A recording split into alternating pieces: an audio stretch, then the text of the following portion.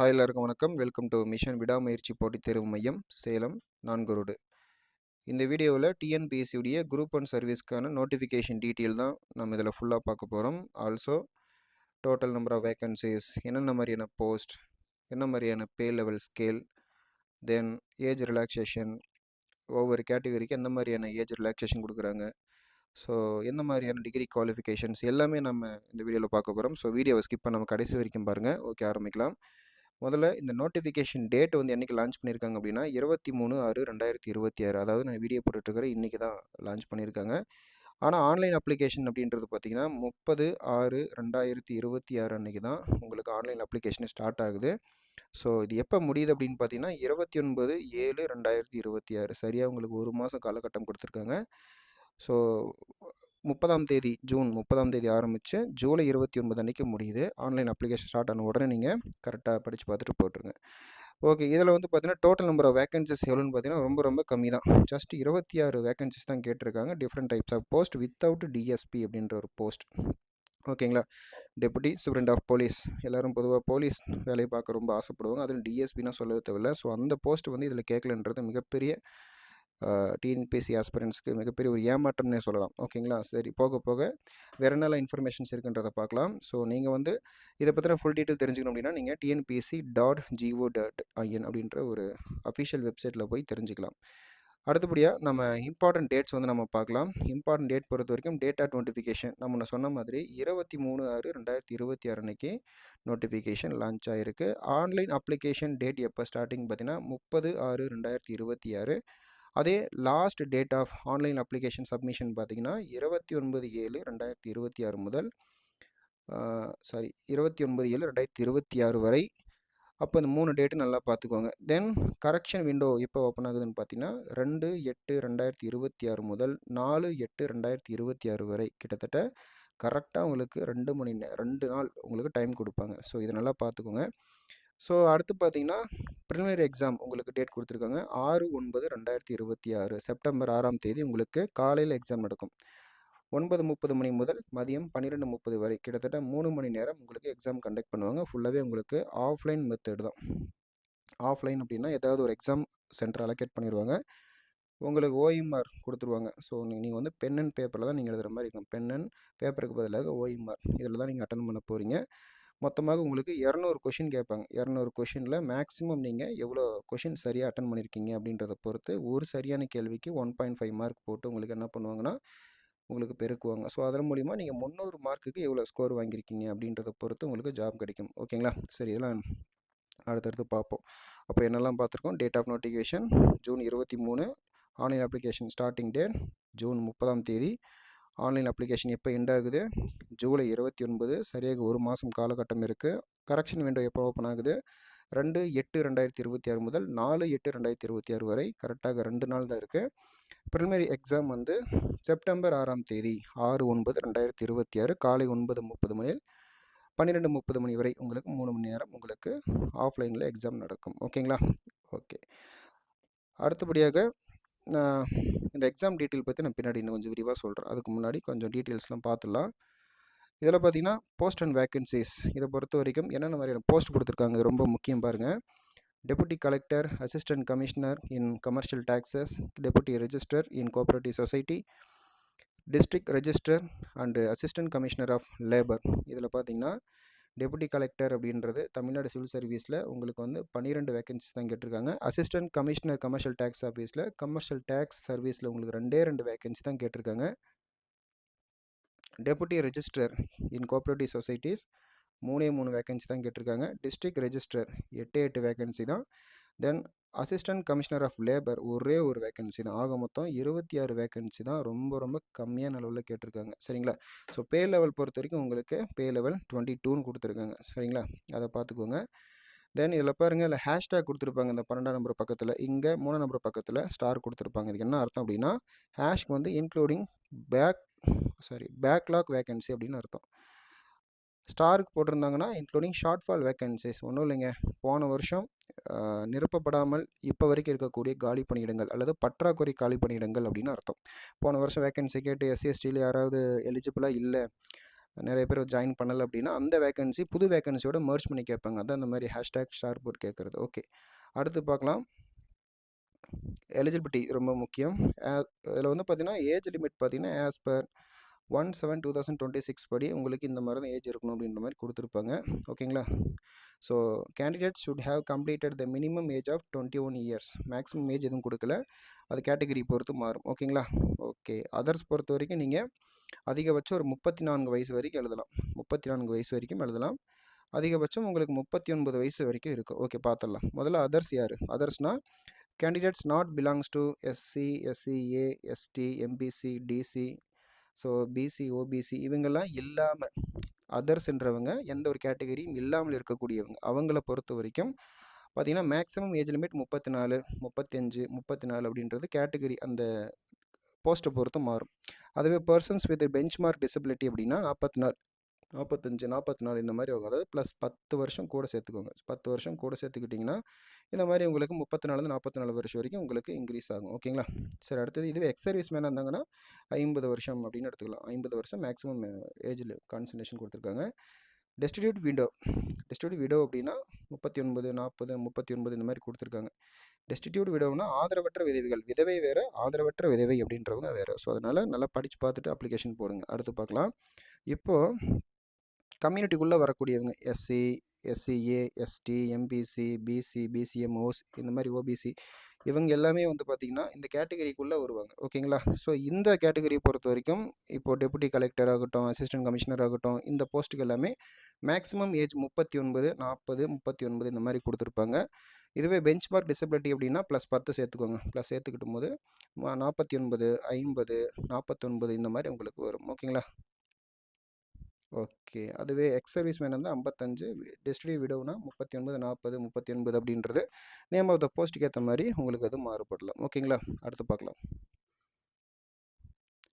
அடுத்தது educational qualification. Maximum சில போஸ்ட்டுக்கு வந்து உங்களுக்கு எனி டிகிரி வந்து நீங்கள் முடிச்சிருக்கிற மாதிரி இருக்கும். ஒரு சில போஸ்ட்டுக்கு மட்டும் உங்களுக்கு ஸ்பெசிஃபிக்கான சில டிகிரிஸ் வந்து கேட்டிருப்பாங்க. டெபுட்டி கலெக்டருக்கு எனி டிகிரி இருந்தால் போதும். அசிஸ்டன்ட் கமிஷனர் இன் டேக்ஸ் அப்படின்னா எனி டிகிரி போதும். ஒரு சில டிகிரிக்கு மட்டும் ப்ரிஃபரன்ஸ் அடிப்படையில் உங்களுக்கு கேட்குறாங்க. ஏன்னா அசிஸ்டன்ட் கமர்ஷியல் டேக்ஸ் ஆஃபீஸ் அப்படின்னா ஃபஸ்ட் ப்ரிஃபரன்ஸ் யாருக்குன்னா பாருங்கள் BCom, BL with diploma in taxation laws. அதே செகண்ட் ப்ரிஃபரன்ஸ் அப்படின்னா both BCom and BL degree. Third preference அப்படின்னா either BCom degree or BL degree or diploma in taxation laws. Fourth preference அப்படின்றது BCom degree or BL degree. Deputy registration of cooperative சொசைட்டியை பொறுத்த வரைக்கும் with any degree முடிச்சிருந்தால் போதும். District registrar அப்படின்னா any degree இருந்தால் போதும். அசிஸ்டன்ட் கமிஷனர் ஆஃப் லேபர் பொறுத்த வரைக்கும் எனி டிகிரி இருந்தால் போதும். பார்த்தீங்களா? உங்களுக்கு தெரிஞ்சிருக்கும். எனி டிகிரி முடிச்சிருந்தாலே போதும். நீங்கள் 21 வயசு கம்ப்ளீட் ஆகிருக்கணும். ஓகேங்களா? குரூப் 4 பொறுத்த வரைக்கும் நீங்கள் 18 வயசு பூர்த்தி அடைஞ்சிருக்கணும். அதுவே நீங்கள் குரூப் 1 இருந்ததுன்னா மஸ்ட் டிகிரி பாஸ் பண்ணி கையில் டிகிரி சர்டிஃபிகேட் வச்சுருந்து 18 வயசு இல்லை 21 வயசு நீங்கள் பூர்த்தி பண்ணியிருக்க வேண்டும். மெடிக்கல் அண்டு ஃபிசிக்கல் ஸ்டாண்டர்ட்ஸ் பொறுத்த வரைக்கும் உங்களுக்கு எல்லா போஸ்ட்டுக்குமே செக் பண்ணி பார்க்கும்போது ஸ்டாண்டர்ட் லெவல் 3 அல்லது அதுக்கு மேலே இருந்தாலும் பரவாயில்ல அப்படின்ற மாதிரி சொல்லியிருக்காங்க. இதை நல்லா பார்த்துக்கோங்க. தென் நீங்கள் வந்து தமிழில் வந்து ஒரு லாங்குவேஜாக எடுத்து படிச்சிருக்கணும். ஸ்கூல் காலேஜில் என்ன பண்ணியிருக்கணும், தமிழை வந்து ஒரு லாங்குவேஜாக எடுத்து நீங்கள் படிச்சிருக்கணும். அண்ட் ஆல்சோ அந்த ஒரு அடிக்வேட் நாலேஜ் இன் தமிழ் நீங்கள் பேசவோ, கம்யூனிகேட் பண்ணவோ, புரிஞ்சுக்கவோ, ரிட்டன்லேயோ எல்லாத்துலேயுமே உங்களுடைய நாலேஜ் தமிழில் ரொம்ப ரொம்ப முக்கியம். ஏன்னா தமிழ்நாடு பப்ளிக் சர்வீஸ் கமிஷனை பொறுத்த வரைக்கும் உங்களுக்கு இதெல்லாம் ரொம்ப முக்கியமான ஒரு விஷயமா கேட்பாங்க. ஓகேங்களா? அடுத்தது ப்ரிலிம்ஸ் எக்ஸாம். இந்த ப்ரிலிம்ஸ் எக்ஸாம் பொறுத்த வரைக்கும் உங்களுக்கு மேக்ஸிமம் 200 கொஷின் கேட்பாங்க.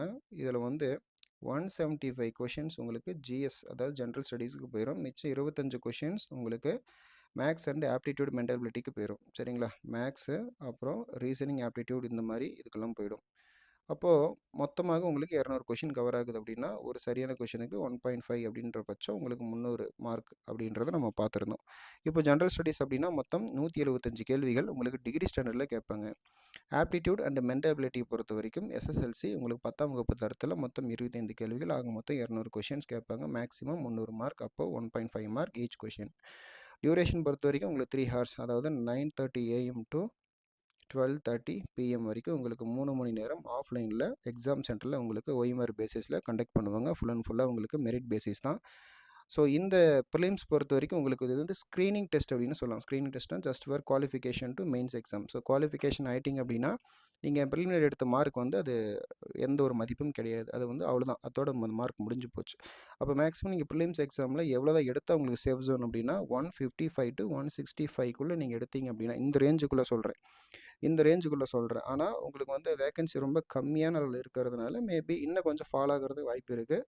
ஆனால் அந்த வேகன்சி கொஞ்சம் சிமிலராக கொஞ்சம் இன்க்ரீஸ் ஆகலாம்ன்ற மாதிரி சொல்லியிருக்காங்க. அப்படி இன்க்ரீஸ் ஆனால் பெரிய மாற்றமாக ஒன்றும் இருக்காது, சரிங்களா? ஆனாலும் ஒரு வேகன்சியோ 1000 வேகன்சியோ நீங்கள் 155 to 165க்குள்ளே இந்த ரேஞ்சுக்குள்ளே நீங்கள் மார்க் வாங்கி வச்சுக்கிட்டிங்கன்னா safe zone to mains exam. அப்போ நீங்கள் படிக்கும் பொழுது மெயின்ஸ் எக்ஸாம் சேர்த்து நீங்கள் படிச்சிட்டிங்கன்னா ரொம்ப சேஃப். ஏன்னா இதுக்கு மேலே குரூப் 2 வருது, குரூப் 2A அண்ட் 4லாம் வருது. அப்போ என்ன பண்ணலாம், கொஸ்டின் ஸ்டாண்டர்ட் லெவலில் நல்லா டீப்பாக படிச்சிங்கன்னா மட்டும்தான் ஏதாவது ஒன்று கிளியர் பண்ண முடியும். ஓகே, இதில் பார்த்தீங்கன்னா மினிமம் குவாலிஃபிகேஷன் நீங்கள் ப்ரிலிம்ஸில் 90 எடுத்தால் போதும். ஆனால் இது பத்தாது. மெயின்ஸுக்கு நீங்கள் போய் படிக்கணும் அப்படின்னா கண்டிப்பாக நான் சொன்ன மார்க் 155 to 165 அதுக்கு மேலே எடுத்தாலும் சந்தோஷம் தான். ஸோ இது வந்து எஸ்சி, எஸ்டி, எம்பிசி, பிசி, ஓசி இதில் வந்து எல்லாருக்கும் 90 எடுத்தால் போதும். ஆனால் அதர்ஸுக்கு 120 கம்பல்சரி எடுத்தாகணும். இதில் டைப் ஆஃப் எக்ஸாமினேஷன் ஃபுல்லாக அப்ஜெக்டிவ் தான். அப்ஜெக்டிவ்னா ஏபிசிடிஇ அப்படின்ற மாதிரி ஆப்ஷன் கொடுத்துருப்பாங்க, 5 ஆப்ஷன். இதில் எது சரியான ஆன்சர் அதை நீங்கள் என்ன பண்ணணும், ஷேர் பண்ணுற மாதிரி இருக்கும். எல்லாமே உங்களுக்கு mode of examination in OMR sheet and Tamil and இங்கிலீஷில் பைலிங்குவலில் உங்களுக்கு கொடுத்துருவாங்க எல்லா எக்ஸாமுடைய பேப்பருமே. ஓகேங்களா? ஓகே, அடுத்து பார்க்கலாம். மெயின்ஸ் எக்ஸாமினேஷன் பொறுத்த வரைக்கும் உங்களுக்கு 4 பேப்பர் இருக்கும். Paper 1, paper 2, paper 3, paper 4. இதில் பேப்பர் 1ன்றது qualifying in nature in Tamil eligibility test. Tamil தகுதி தேர்வு நீங்கள் வந்து பேப்பர் 1 எழுதி முடிச்சிருவீங்க. அது வந்து 10ஆம் வகுப்பு தரத்தில் கேட்கக்கூடிய கேள்விகளாக இருக்கும். ஸோ மொத்தமாக உங்களுக்கு மேக்ஸிமம் 100 மார்க் கொடுப்பாங்க. 3 மணி நேரம் எழுதிட்டு வந்துடுவீங்க. மிச்சம் இருக்கக்கூடிய paper 3, paper 4 paper 2, paper 3, paper 4 எல்லாமே 250 மார்க், 250 மார்க், 250 மார்க், மொத்தம் 750 மார்க்குக்கு எழுதுவீங்க. ப்ளஸ் இன்டர்வியூ ஒரு 100 மார்க், ஆக மொத்தம் 850 மார்க், ஆக மொத்தம் 850 மார்க்குக்கு நீங்கள் எழுதுவீங்க. இன்டர்வியூக்கு மார்க் இருக்குது, நல்லா பார்த்துக்கோங்க. ஸோ நல்லா பெர்ஃபார்மன்ஸ் பண்ணுங்கள், ஓகேங்களா? உங்களுக்கு இன்டர்வியூவில் 0 மார்க்லாம் போட வாய்ப்பில்லை. இருந்தாலும் வாய் திறந்து பேசணும். தெரியுது தெரியலையோ துணிவாக பேசணும். சரி, அதெல்லாம் பின்னாடி பார்த்துக்கலாம். அப்போ தமிழ் எலிஜிபிலிட்டியில் வாங்கக்கூடிய 100 கொஷினுக்கு நீங்கள் எவ்வளோ எடுத்தால் பரவாயில்ல அப்படின்னா 40க்கு மேலே எடுக்கணும். 40 மேலே எடுத்துட்டிங்கன்னா உங்களுக்கு வந்து தமிழ் எலிஜிபிள். அதுக்கு மேலே நீங்கள் 99 மார்க் வாங்கினாலும் அது வேஸ்ட்டு தான். வேஸ்ட் மீன்ஸ் அந்த மார்க் அத்தோட சரி, அதில் வந்து கட் ஆஃப்ல ஆட் பண்ணிக்க மாட்டாங்க. அப்போ ஜென்ரல் ஸ்டடீஸ் பொறுத்த வரைக்கும் உங்களுக்கு 1 பேப்பர், 2 பேப்பர், 3 பேப்பர் அதெல்லாம் என்னென்ன வரும்ன்றது நான் அடுத்தடுத்த வீடியோவில் போடுறேன், ஓகேங்களா? சரி, இப்போ உங்களுக்கு புரிஞ்சிருச்சா? மெயின்ஸ் எக்ஸாமினேஷன் பொறுத்த வரைக்கும் 4 பேப்பர் இருக்குது. பேப்பர் 1 தமிழ் வந்துடும், paper 2 general studies, paper 3 general studies, paper 4 general studies. அது ஜென்ரல் ஸ்டடீஸ் 1, 2, 3ன்னு வருது இல்லையா? அது ஒவ்வொன்றிலையும் ஒவ்வொரு சப்ஜெக்ட் மாறிக்கிட்டே வரும். ஜியோகிராஃபி வரும், எக்கனாமிக்ஸ் வரும், சோஷியல் எக்கனாமிக்ஸ் இந்த தமிழ்நாடு வரும், சரிங்களா? கரண்ட் அவர்ஸ் உட்பட எல்லாமே போட்டு புளிஞ்சு எடுப்பானுங்க. ஆனால் பேப்பரை எழுதியே சலிக்கணும், சரிங்களா? ஓகே, எல்லாமே ஃபுல் அண்ட் ஃபுல்லாக எப்படி இருக்கும், டிஸ்கிரிப்டிவில் தான் இருக்கும். அதனால் கை நல்லா வலிக்கும். பயங்கரமான ப்ராக்டிஸ் இல்லாமல் இதை வந்து மெயின்ஸை கிளியர் பண்ணவே முடியாது. நல்லா தெளிவாக எழுதிக்கோங்க, தெளிவாக புரிஞ்சுக்கோங்க. ஸோ இதில் வந்து பார்த்தீங்கன்னா எல்லா எக்ஸாமும் உங்களுக்கு 3 மணி நேரம் தான் நடக்கும், சரிங்களா? இதில் வந்து எஸ்சி, எஸ்டி, எம்பிசி, பிசி யாராக இருந்தாலும் சரி உங்களுக்கு வந்து மேக்ஸிமம் குவாலிஃபைங் மார்க் 40. ஸோ இதில் வந்து மெயின்ஸு பேப்பர் 2, பேப்பர் 3, பேப்பர் 4 பொறுத்த வரைக்கும் 225 மார்க் எடுக்கணும் மினிமம். அதுவே அதர்ஸாக இருந்தாங்கன்னா 300 எடுத்தாகணும். 850க்கு 300 எடுத்தாகணும், சரிங்களா? இதில் வந்து மினிமம் குவாலிஃபைங் மேக்ஸிமம் குவாலிஃபைங்லாம் பார்க்காதீங்க. எவ்வளவு முடியுமோ அவ்வளோ பல்ட்டி அடித்து அந்த பல்ட்டி அடித்து முழு கிணறு தாண்டிடுங்க. கிட்டத்தட்ட ஒரு 750க்கு எந்த அளவுக்கு நியரஸ்ட்டாக மார்க் எடுக்கிறீங்களோ அதை சேவுங்க, வேலை கிடச்சிரும். 850க்கு ஒரு உதாரணத்தை சொல்கிறேன். ஒரு 750 இந்த மாதிரிலாம் எடுத்துகிட்டு அவங்கள கையிலே பிடிக்க முடியாது. டைரெக்டாக கிட்டத்தட்ட யூபிஎஸ் லெவலுக்கு கீழேன்ற மாதிரி கூட சொல்லலாம். ஏன்னா குரூப் 1 லெவல்னாவே அதுக்கு கீழே, யூபிஎஸ்சிக்கு கீழே தான். அப்போ நல்லா ஹையஸ்ட் சேலரி, நல்ல ஒரு கம்பீரமான post. So language of paper பொறுத்த வரைக்கும் தமிழில் தான் கேட்பாங்க. ஆமாம், பேப்பர் 1 தமிழ் தான், தமிழில் தான் கேட்பாங்க. பேப்பர் 2, பேப்பர் 3, பேப்பர் 4 எல்லாமே தமிழ் அண்ட் இங்கிலீஷ் உங்களுக்கு வந்து பைலிங்குவலில் கேட்பாங்க. ஸோ நல்லா புரிஞ்சுக்கோங்க. ப்ரிலிம்ஸ் எக்ஸாம் பொறுத்த வரைக்கும் உங்களுக்கு எப்படி OMR பேசிஸில் எல்லாமே அப்ஜெக்டிவில் கேட்டாங்க. அப்ஜெக்டிவ்னா ஷேட் பண்ணுறது. ஆனால் மெயின்ஸ் எக்ஸாம் பொறுத்த வரைக்கும் குரூப் 1ல் எதுவுமே அப்ஜெக்டிவ் கிடையாது, எல்லாம் டிஸ்கிரிப்டிவ்னா கையால் எழுதுவது. இப்போ உதாரணத்துக்கு வந்து பார்த்தீங்கன்னா நவீன தனிம அட்டவணையை பற்றி எழுதுக, டெஸ்கிரைப் மாடர்ன் பீரியாடிக் டேபிள் அப்படின்னு சொல்லி எதாவது கொடுக்குறோன்னா நீ எழுதணும். ஒரு படம் வரைந்த பாகங்களை குறி அப்படின்னா படம் வரைஞ்சு கரெக்டாக பாகங்களை பார்ட்ஸாக குறிக்கணும். ஒரு ஜியோகிராஃபி கேட்டாங்கன்னா தேபகற்ப பீடபூமியை வரைந்து அதனுடைய கடற்கரை பற்றி விளக்கவும். இந்த மாதிரி என்ன வேணாலும் கேட்கலாம், சரிங்களா? அதனால் நீங்கள் டெஸ்கிரிப்டிவாக எழுத தெரிஞ்சிருக்க வேணும். நல்லா ப்ராக்டிஸ் பண்ணி பார்க்கணும். ஓரளவுக்கு ப்ராக்டிஸ் ஆகிடுச்சுன்னா ரொம்ப ஈஸி ஆகிடும். சரிங்களா? ஓகே. ஸோ இதுக்கு வந்து நீங்கள் என்ன பண்ணணும் அப்படின்னா, ஸ்கூல் புத்தகத்தை வந்து நல்லா தரவாக படிக்கணும். என்ன படிக்கணும் அப்படின்னா, நல்லா பார்த்துக்கோங்க. முதல்ல என்ன புக் படிக்கணும் நான் சொல்லிடுறேன்.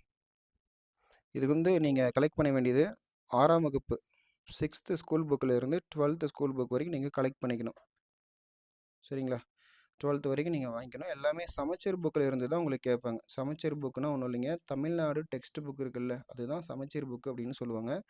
இதில் வந்து நீங்கள் வாங்க வேண்டிய சப்ஜெக்ட்லாம் பார்த்தீங்கன்னா, தமிழ் வாங்கிக்கலாம். 2வது சயின்ஸ் வாங்கணும், சோஷியல், மேக்ஸ், கரண்ட் அஃபேர்ஸ். ஓகேங்களா? தமிழ் புத்தகம் வாங்கிக்கோங்க. உங்களுக்கு வந்து தமிழ் வந்து ப்ரிலிம்ஸில் கேட்க மாட்டாங்க பெருசாக, ஆனால் உங்களுக்கு மெயின்ஸில் எலிஜிபிலிட்டிக்கு கண்டிப்பாக பயன்படும். சரிங்களா? தமிழ் படிக்கும்போது சேர்த்து படிச்சிட்டிங்கன்னா இன்னும் குரூப் 2 குரூப் 4ல் ரொம்ப பயன்பாடாக இருக்கும். தமிழ் பொறுத்த வரைக்கும் நீங்கள் ஓகே எலிஜிபிள் ஆகிட்டிங்கன்னா அடுத்து சயின்ஸ் பொறுத்த வரைக்கும் physics, chemistry, botany and zoology இதெல்லாமே வந்துடும். சோஷியல் பொறுத்த வரைக்கும் ஹிஸ்ட்ரி, ஜியாகிரஃபி, எக்கனாமிக்ஸ், பாலிட்டி, ஐஎன்எம்னா இந்தியன் நேஷனல் மூவ்மெண்ட், அதாவது இந்திய சுதந்திர போர் அப்படின்னு சொல்லுவோம், அந்த மாதிரி புத்தகம். அடுத்தது மேக்ஸ் பொறுத்த வரைக்கும் உங்களுக்கு ரீசனிங், ஆப்டிடியூட், மென்டல் எபிலிட்டி இது எல்லாமே 6 to 10th வரைக்கும் போதும். இதுவே உங்களுக்கு போதும்னு நினைக்கிறேன். மேக்ஸ் ரொம்ப டெப்த்தாக கேட்க மாட்டாங்க, முடிஞ்சால் 10th வரைக்கும் நல்லா ப்ராக்டிஸ் பண்ணி பார்த்துக்கோங்க. சரிங்களா? கரண்ட் அஃபேர்ஸ் பொறுத்த வரைக்கும் தி ஹிந்து, தினமணி, கூகுள் இதெல்லாம் ரெஃபர் பண்ணிக்கோங்க. ஓகேங்களா? அப்போ நீங்கள் கலெக்ட் பண்ண வேண்டியது முதல்ல ஸ்கூல் புக்கு. பிகினராக இருந்தீங்கன்னா முதல்ல ஸ்கூல் புக்கை முடிச்சுட்டு தான் அவுட் சோர்ஸ் எல்லாம் போகணும். நிறைய பேர் இந்த வெங்கடேசன் புக் வாங்குறேன், கருப்பையா புக் வாங்குறேன், அது வாங்குறேன், இது வாங்குறேன்ட்டு போவாங்க. பிகினிங்லேயே நீங்கள் வந்து எடுத்தோன்னே எல்லா புக்கும் வாங்கக்கூடாது. முதல்ல ஸ்கூல் புக் டார்கெட் ஒரு 80% ஸ்கூல் புக்கை முடிங்க. அப்புறமா வேணும் என்ன பண்ணலாம், அவுட் சோர்ஸுக்கு தேவைப்பட்டால் உங்களுக்கு ஸ்கூல் புக்கே போதும், படித்து முடிச்சிட்டேன், இதுக்கு மேலே எனக்கு ரொம்ப அறிவு பசியாக இருக்குது அப்படின்னா கண்டிப்பாக நீங்கள் அந்த புக்கை வந்து வாங்கிக்கலாம், அவுட் சோர்ஸ் புக்கு வாங்கிக்கலாம்.